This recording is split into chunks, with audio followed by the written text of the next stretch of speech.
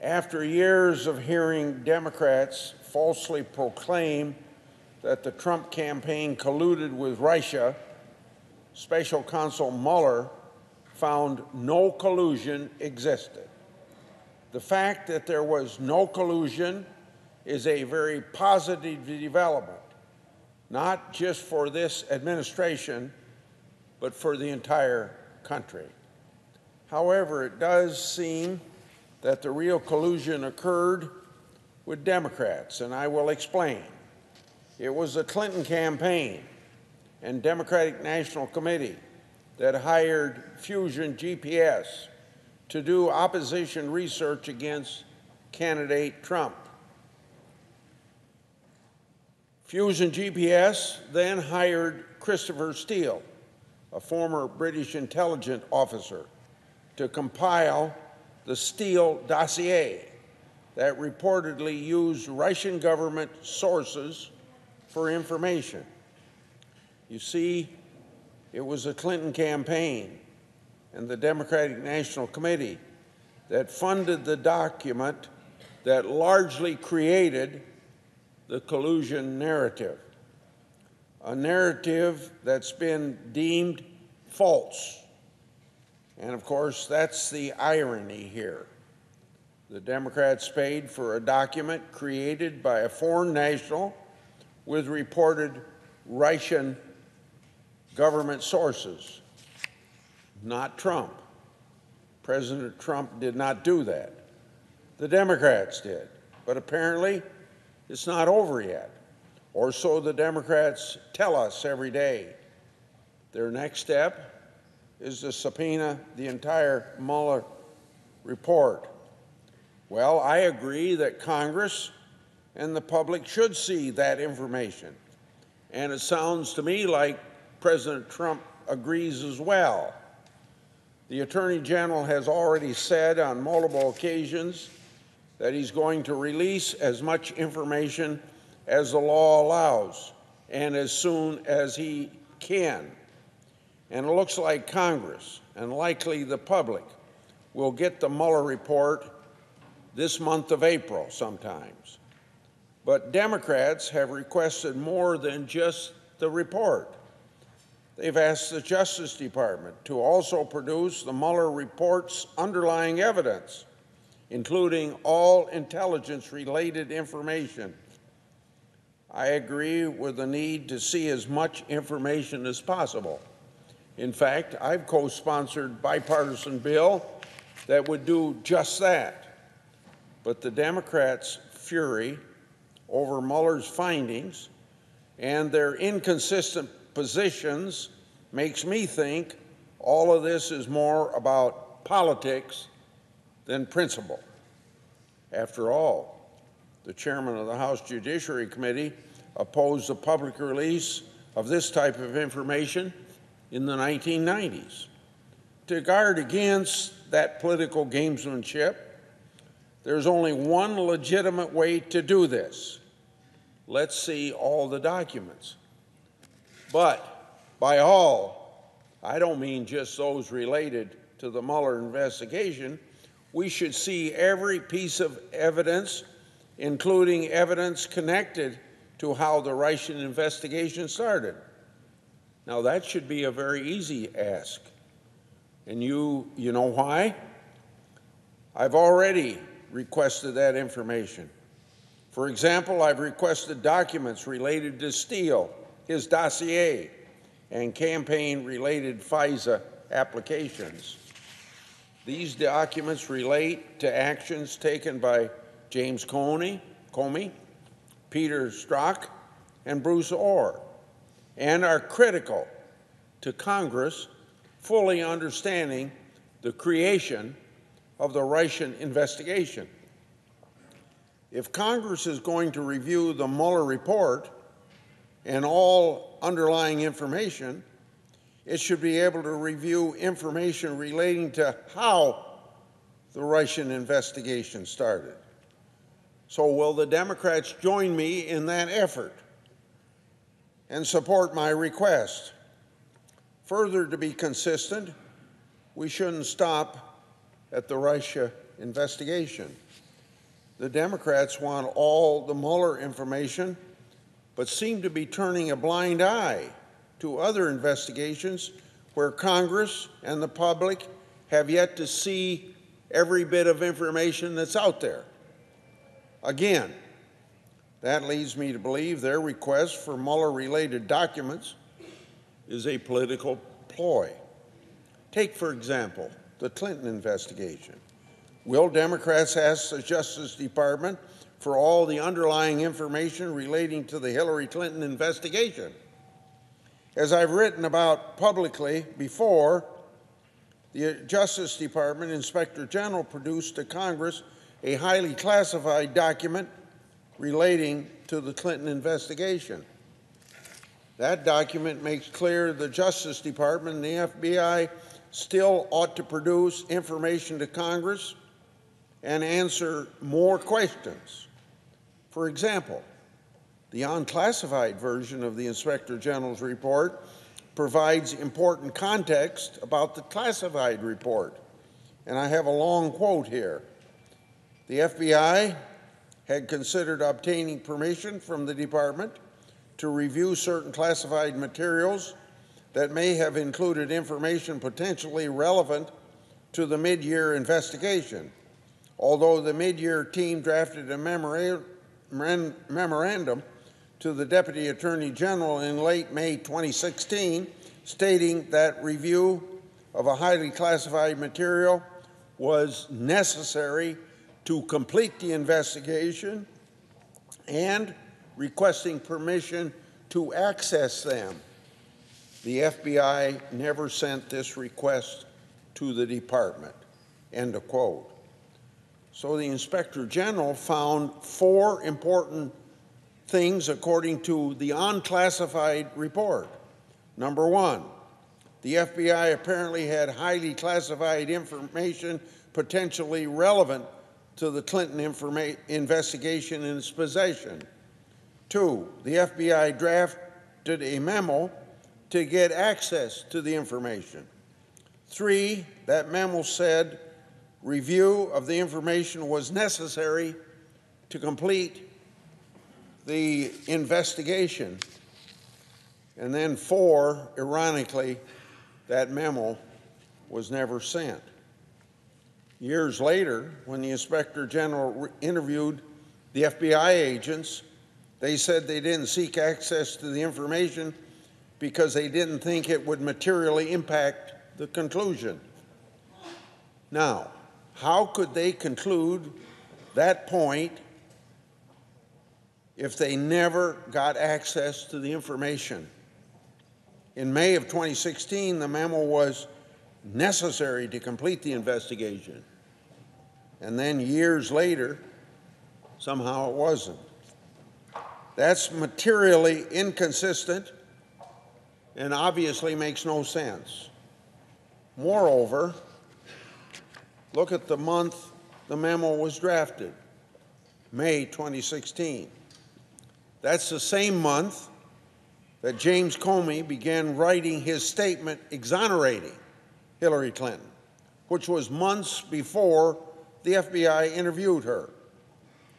Did Comey's actions have a trickle-down effect on his subordinates, causing them to kill the memo and pull their punches?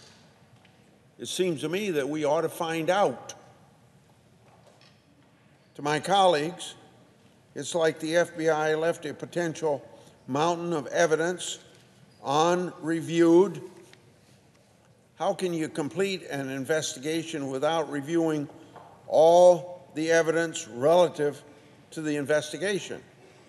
The American people have every right to question how this investigation was handled, and they deserve answers. Assuming President Trump has read the classified Inspector General report, he would understand the importance of the Justice Department responding to my inquiries about it. I've written to the Justice Department and other agencies seeking those answers. I would like to know, since the Democrats want to investigate everything dealing with collusion, and the Mueller report, would they join me in that request? I want to give you another example. Uranium One. I've been pushing for years for more answers about the transaction that allowed the Russian government to acquire U.S. uranium assets. I've received classified and unclassified briefings about it from multiple agencies, and I've identified some FBI intelligence reports that may shed more light on the transaction. Just last week, my staff were told that the Attorney General has refused to provide access to those documents. Well, if the Democrats demand intelligence-related information from the Justice Department regarding the Mueller report, there's no reason why they shouldn't do the same for Uranium One. And if the Justice Department provides that information about the Mueller report, well, then there's no reason why they should withhold the Uranium One material. So it kind of gets down to this point. If the Democrats want to be consistent, they'll have to treat Clinton, Uranium One, and Russia-related investigations the same. Anything less than that reeks of political gamesmanship and sets a clear double standard. And that double standard also extends to the position the Democrats have taken with respect to obstruction. We know that Mueller did not conclude that the president committed a crime, and neither did the Attorney General. Still, Democrats want to make the case that Trump obstructed justice, even though the Justice Department said otherwise. With no evidence, the Democrats have accused the Attorney General of bias. But Mr. Barr evaluated this matter in close consultation with Deputy Attorney General Rosenstein, the person who appointed Mueller in the first place. The Democrats, looking for absolutely anything they can to make a case when there is no case. But these same Democrats in the Obama Justice Department didn't bat an eye when Clinton's associates deleted records subject to congressional subpoena and preservation orders. In March of 2015, Secretary Clinton's attorneys had a conference call with Paul Gambetta, the man who helped manage Clinton's non-government server. After that call, he deleted Clinton's emails with BleachBit, a software program designed to prevent forensic discoveries. I've seen no evidence that anyone has even speculated that the president ever did that or instructed anyone to go that far. What also troubles me about one aspect of the Clinton investigation is that the FBI agreed to limit the scope of review to her time as Secretary of State. That eliminated potentially high relevant emails before and after her tenure that could have shed light on why she operated a non-government server. It also eliminated emails around the time of that conference call that could have shown what exactly was intended in deleting those emails. Why the DOJ and FBI pull their punches? Mueller sure didn't pull his punches. He extended his scope of investigation well beyond allegations of collusion, which turned out to be false. And lastly, the FBI agreed to destroy records and laptops of Clinton's associates after reviewing them. Now, that happens to be an astonishing agreement in light of the fact that those records could have been relevant to ongoing congressional inquiries that the FBI knew about. Where were the Democrats when all that stuff happened? Where was their outrage at the potential obstruction of justice and obstruction of congressional oversight. Seems to me that if the Democrats want to be consistent, they'll have to address what was done and what was totally ignored in the Clinton investigation. Let's also not forget about the prosecutorial double standard. Secretary Clinton and her associates mishandled highly classified information. The law makes grossly negligent mishandling of classified information a criminal offense. Comey did not recommend prosecution because it was not historically done under law unless intent was present. So not only did he and the Justice Department read intent into the statute, they made a judgment call based upon how many times someone had been charged under the law. Well, the same thing could be said of the Foreign Agents Registration Act and lying to Congress. Each have had minimal prosecutions. Between 1966 and 2015, the Justice Department only brought 7 criminal Foreign Agents Registration Act cases. 1 resulted in conviction. 2 pled guilty. The rest pled to other charges or they were dismissed. All of that changed with Mueller. So we have a double standard again. Unlike Comey, Mueller didn't seem to think historical precedent was all that important. Some have said that Mueller has made FARA a law to pay attention to. The same with 18 U.S.C. 1001, which covers lying to federal agents in Congress. Recently, the Justice Department has said that it's transitioning, quote, from treating FARA as an administrative obligation and regulatory obligation to one that is increasingly an enforcement priority, end of quote. Well, maybe about time that the laws are enforced. And that's a very good and necessary shift. I've engaged in FARA oversight since April 2015. I've also held a FARA oversight hearing in July 2017 and introduced the Disclosing Foreign Influence Act to shore up that law of the 1930s. I want to see FARA properly enforced, and I'm glad that the Justice Department suddenly seems to care whether somebody lied to Congress. But I want to see equal enforcement, not just with FARA, but with all laws. I've said many times before, the law must be applied equally without regard to power, party, or privilege. That approach prevents inconsistent application and avoids double standards.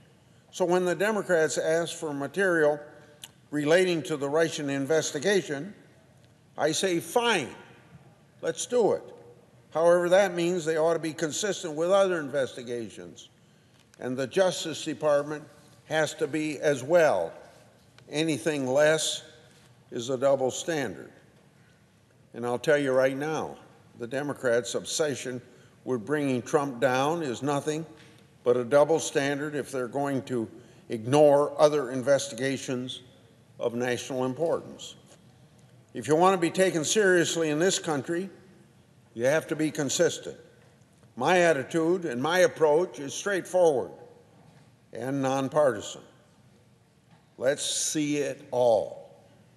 Clinton, Uranium One, Russia. All of it, let it hang out. Sunshine is the best disinfectant. To my colleagues in the Democratic Party, are you afraid to be consistent? Are you afraid of what might be found? Let's work to make sure the American people have as much information as possible about all of these investigations. After all, the taxpayers are paying for the work. And don't forget that the American taxpayers ought to have some consideration when their money's spent to make sure that equality and enforcement of the law is the same for all. I yield the floor.